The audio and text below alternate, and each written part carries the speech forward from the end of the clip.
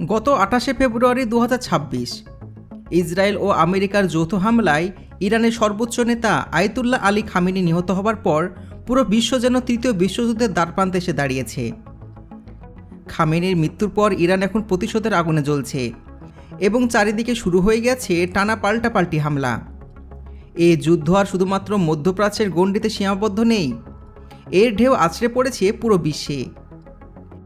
এই মহাযুদ্ধের মধ্যে বিশ্বের প্রভাবশালী দেশগুলো এবার নিজেদের অবস্থান স্পষ্ট করতে শুরু করেছে। কেউ সরাসরি আমেরিকার পক্ষ নিয়েছে, আবার কেউ কেউ সব রক্তচক্ষু উপেক্ষা করে বুক চিতিয়ে দাঁড়িয়ে রয়েছে ইরানের পক্ষে। এমনকি মূল যুদ্ধে তারা ইরানকে সরাসরি সামরিক সাহায্য করার ঘোষণা দিয়েছে। তো চলুন আজকের এই স্পেশাল মেগা এপিসোডে আমরা দেখে আসি আমেরিকা এবং ইরানের মধ্যে শুরু হওয়া এই ভয়ানক যুদ্ধে বিশ্বের কোন দেশ কাকে সাপোর্ট করছে। ভিডিওটি সম্পূর্ণ দেখলে আপনি বুঝতে পারবেন ইরানের পাশে ঠিক কতটা শক্তিশালী দেশ রয়েছে এবং ইরান মোটেও একা নয়। যারা যারা ইরানকে সাপোর্ট করেন তারা ভিডিওতে এখনই একটা লাইক দেবেন আর কমেন্ট বক্সে লিখবেন আমরা ইরানের পাশে আছি। তো চলুন শুরু করা যাক। Number 1, Russia.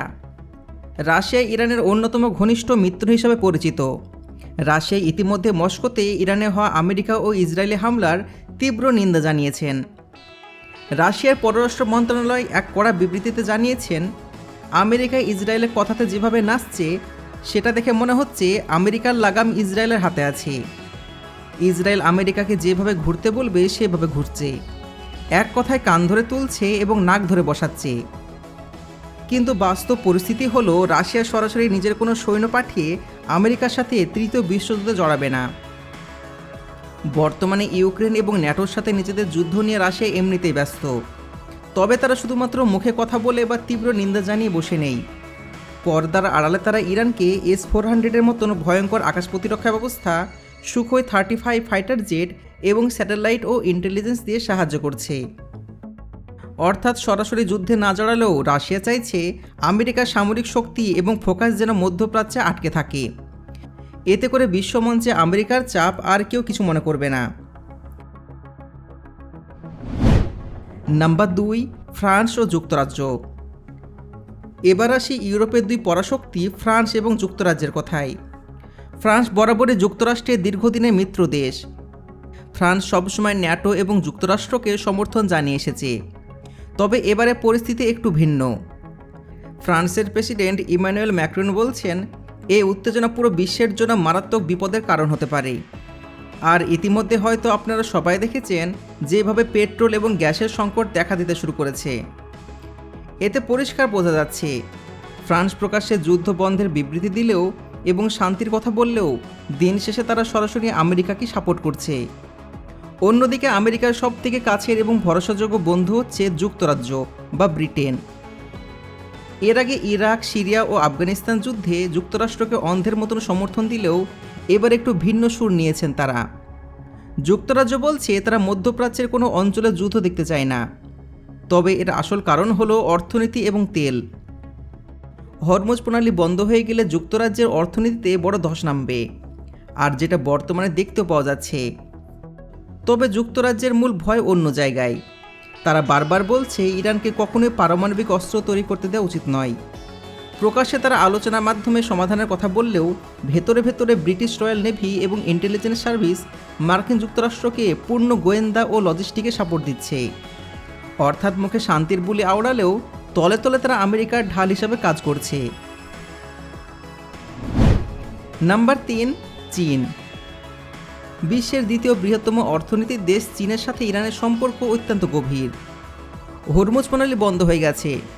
মধ্যপ্রাচ্য থেকে সমস্ত দেশে তেল যাওয়া বন্ধ হয়ে গেছে, শুধুমাত্র চীনের ছাড়া। ইরান চীনের খুবই ভালো বন্ধু। এর জন্য চীনের সমস্ত তেলের ট্যাঙ্কার ইরান পাঠিয়ে দিচ্ছে, আর পৃথিবীর সমস্ত দেশের তেলের ট্যাঙ্কার তারা বন্ধ করে রাখছে। এই তো কালকে আমেরিকার 3টি তেলের ট্যাঙ্কারকে ইরান মিসাইল মেরে উড়িয়ে দিয়েছে। চীনের মুখপাত্র স্পষ্টভাবে বলেছেন, ইরানের সার্বভৌমত্ব, নিরাপত্তা ও ভৌগোলিক অখণ্ডতার প্রতি অবশ্যই আমেরিকাকে শ্রদ্ধা জানাতে হবে। বিশেষ করে ইরানের তেলের সবচেয়ে বড় ক্রেতা হলো চীন এবং দুই দেশের মধ্যে 25 বছরের একটা বিশাল স্ট্র্যাটেজিক চুক্তি রয়েছে। আর এই কারণে চীন প্রকাশ্যে ইরানের প্রতি পূর্ণ সমর্থন দিলেও ইরান যুক্তরাষ্ট্রের যুদ্ধে সরাসরি সামরিক হস্তক্ষেপ থেকে নিজেদেরকে দূরে রেখেছে। কিন্তু চীনের আসল খেলাটা অন্য জায়গায়। ইরান যে অত্যাধুনিক ড্রোন, হাইপারসনিক মিসাইল প্রযুক্তি এবং রাডার ফাঁকি দেওয়া সিস্টেম ব্যবহার করছে, এর একটা বড় অংশ আসছে চীন থেকে। চীন এটা খুব ভালো করে জানে, আমেরিকা যদি মধ্যপ্রাচ্যে একটি দীর্ঘমেয়াদী যুদ্ধে আটকে পড়ে, তবে এশিয়া প্যাসিফিক অঞ্চল বা তাইওয়ান ইস্যুতে আমেরিকার নজরদারি কমে যাবে। তাই চীন মুখে সরাসরি যুদ্ধে অংশ না নিলেও তলে তলে ইরানকে প্রযুক্তি ও অর্থনীতিতে সাপোর্ট করছে। আর এটাই আমেরিকার জন্য একটা বিশাল মাথা ব্যথার কারণ হয়ে দাঁড়িয়েছে। নাম্বার 4, কানাডা ও অস্ট্রেলিয়া। যুক্তরাষ্ট্রের প্রতিবেশী দেশ হচ্ছে কানাডা। কানাডা এক বিবৃতিতে নিজেদের অবস্থান পুরোপুরি পরিষ্কার করে দিয়েছে। কানাডার প্রধানমন্ত্রী বলেছেন, ইরানকে পারমাণবিক অস্ত্র অর্জন করতে বিরত রাখতে এবং দেশটির শাসন কাঠামো, আন্তর্জাতিক শক্তি এবং নিরাপত্তার জন্য যুক্তরাষ্ট্রের যে কোনো পদক্ষেপে কানাডা পূর্ণ সমর্থন দেবে, অর্থাৎ কানাডা শতভাগ আমেরিকার পক্ষে। অন্যদিকে অস্ট্রেলিয়া সবসময় আমেরিকার ছায়াসঙ্গী।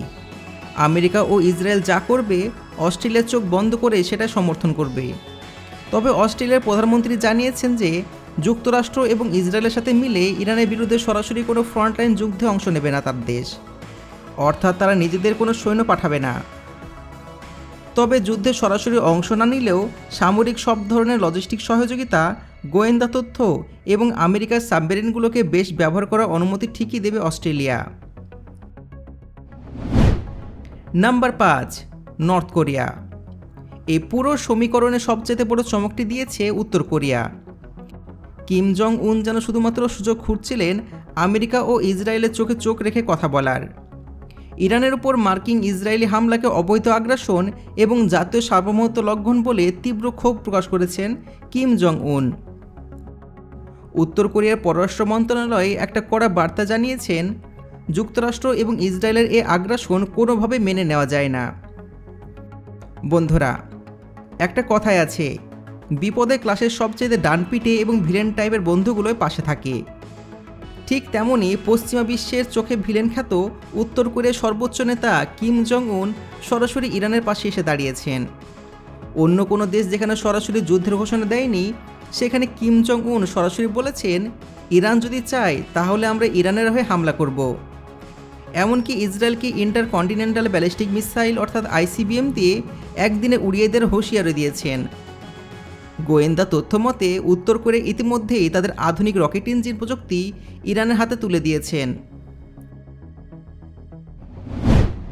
নাম্বার 6, পাকিস্তান। পাকিস্তান একটা মুসলিম দেশ এবং পারমাণবিক শক্তিধর রাষ্ট্র হওয়ায় পাকিস্তানের সাধারণ জনগণ সরাসরি ইরানের পক্ষে রাজপথে নেমে অবস্থান নিয়েছেন। পাকিস্তানের প্রধানমন্ত্রী শাহবাজ শরীফ ইরানের সর্বোচ্চ নেতা আয়াতুল্লাহ আলী খামেনির হত্যার ঘটনাকে আন্তর্জাতিক আইনের সুস্পষ্ট লঙ্ঘন বলে আখ্যায়িত করেছেন। তবে পাকিস্তানের অর্থনীতি বর্তমানে অনেকটাই IFM এবং মার্কিন সহযোগিতার উপর নির্ভরশীল। তাই পাকিস্তান সরকার চাইলেও রাষ্ট্রীয় এবং অর্থনৈতিক কৌশলগত কারণে সরাসরি সামরিকভাবে ইরানের পক্ষে যুদ্ধে জড়াতে পারবে না। নাম্বার 7, ভারত। ভারত সম্পর্কে সোশ্যাল মিডিয়াতে অনেক ধরনের ট্রোল বা মিম প্রচলিত আছে। প্রধানমন্ত্রী নরেন্দ্র মোদী ইসরায়েলে গিয়ে বলেছেন, ইসরায়েল হচ্ছে বাবা আর ভারত হচ্ছে মা। কিন্তু বাস্তবে ভূ রাজনীতিতে আবেগের কোনো স্থান নেই, এখানে সব কিছুই স্বার্থ। বাস্তবতা হলো ভারত তার নিজস্ব জাতীয় স্বার্থ অনুযায়ী অত্যন্ত সতর্কতার সাথে এগোচ্ছে। ভারত একদিকে যেমন ইসরায়েলের অন্যতম বড় অস্ত্র ক্রেতা এবং আমেরিকার স্ট্র্যাটেজিক পার্টনার, অন্যদিকে ইরানের চাহাবার পোর্ট এবং ব্রিক্সের সদস্য হিসাবে ইরানের সাথেও তাদের বাণিজ্যিক সম্পর্ক রয়েছে। তবে আয়াতুল্লাহ আলী খামেনি নিহত হবার পর ভারত সরকার নীরবতা পালন করছেন, যা নিয়ে ভারতের অভ্যন্তরীণ রাজনীতিতেও অনেক সমালোচনা হয়েছে। সব মিলিয়ে ভারত প্রকাশ্যে নিরপেক্ষ থাকার চেষ্টা করলেও সামরিক ও কৌশলগত দিক থেকে তারা মূলত আমেরিকা এবং ইসরায়েলের বলকে পরোক্ষভাবে সমর্থন করে। নাম্বার 8, আফগানিস্তান ও বাংলাদেশ। আফগানিস্তানে বর্তমানে তালেবান সরকার ইসরায়েলের বিরুদ্ধে সরাসরি যুদ্ধ করার মানসিকতা পোষণ করেছেন। তবে আফগানিস্তান যেহেতু অর্থনৈতিক বা সামরিক দিক থেকে আধুনিক প্রযুক্তি সম্পন্ন শক্তিশালী দেশ নয়, তাই সরাসরি যুদ্ধে তাদের প্রভাব সামান্যই।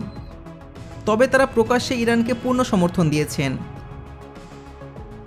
এবার আসা যাক বাংলাদেশের কথায়। 2024 সালে গণ অভ্যুত্থানের পর এবং 2026 সালের ফেব্রুয়ারিতে বিপুল ভোটে নির্বাচিত হয়ে ক্ষমতায় আসা প্রধানমন্ত্রী তারেক রহমান এবং তার সরকারের অবস্থান অত্যন্ত স্পষ্ট। বাংলাদেশ একটা মুসলিম সংখ্যাগরিষ্ঠ দেশ। এই দেশের সাধারণ মানুষের পূর্ণ মানসিক এবং আধ্যাত্মিক সমর্থন সবসময় ফিলিস্তিন এবং ইরানের পক্ষে। প্রধানমন্ত্রী তারেক রহমান জানিয়েছেন, আন্তর্জাতিক নিয়ম এবং সার্বভৌমত্ব লঙ্ঘনের বিপক্ষে বাংলাদেশ সবসময় সরব থাকবে এবং তারা ইরানকে নৈতিকভাবে সমর্থন করেন। তবে বাংলাদেশের অভ্যন্তরীণ অর্থনৈতিক উন্নয়ন এবং ভৌগোলিক অবস্থানের কারণে কোনো পরাশক্তির সাথে সরাসরি সামরিক যুদ্ধে জড়ানোর কোনো পরিকল্পনা বাংলাদেশের নেই। সব মিলে বোঝা যাচ্ছে বিশ্ব আজ দুই ভাগে বিভক্ত। একদিকে আমেরিকা ও তার পশ্চিমা মিত্ররা, অন্যদিকে ইরান, রাশিয়া, চীন এবং উত্তর কোরিয়ার মতন শক্তিশালী এক নতুন বলয়। এই যুদ্ধ কোথায় গিয়ে থামবে তার সময় বলে দেবে। তো বন্ধুরা, এই বৈশ্বিক সংকটে আপনার অবস্থান কি? আপনি কি মনে করেন ইরানের এই শক্তিশালী মিত্ররা আমেরিকাকে আটকাতে পারবে? নিচে কমেন্ট করে অবশ্যই জানাবেন। ভিডিওটি ভালো লাগলে লাইক করুন এবং চ্যানেলকে সাবস্ক্রাইব করে আমাদের পাশে থাকুন।